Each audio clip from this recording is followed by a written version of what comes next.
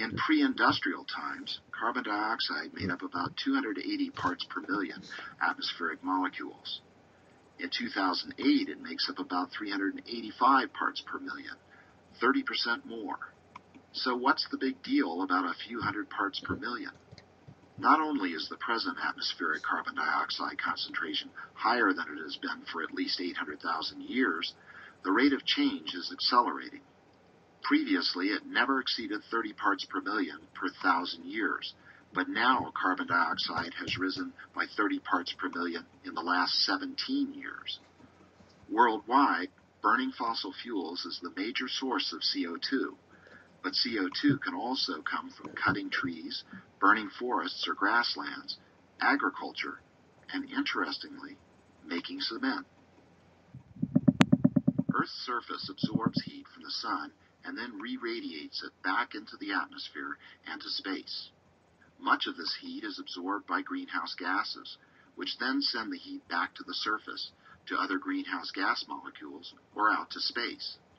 This is commonly called the greenhouse effect, but the blanket effect may be more appropriate.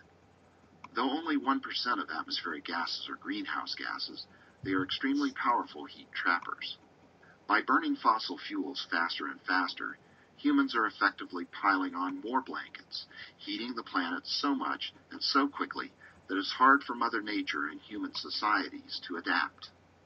Though carbon dioxide gets the most press, it's certainly not the only greenhouse gas, nor even the most powerful. However, humans produce more of it than any other greenhouse gas, and it's very long-lasting. Certainly, temperatures in the Earth's past have been higher and lower than today, and CO2 concentrations have varied considerably. At certain times, changes in the Earth's orbit caused warmer temperatures, which increased CO2 and produced additional warming in a feedback process. But today, the CO2 released by human activities is triggering the increase in temperatures. What do you think? How does the 2008 concentration of CO2 compare to the highest concentration observed during the past 800,000 years? The correct answer is A. The average 2008 CO2 concentration recorded at Mauna Loa, Hawaii, was 385.3 ppm.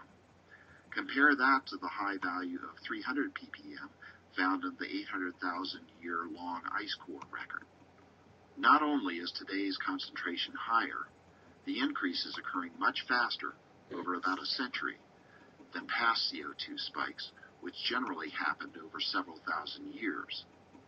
What makes all this worrisome is that we are pushing the system out of the range human civilization has adapted to.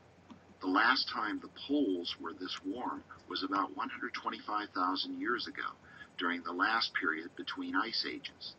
The warming we saw in the 20th century happened 10 times faster than the climb out of the last ice age.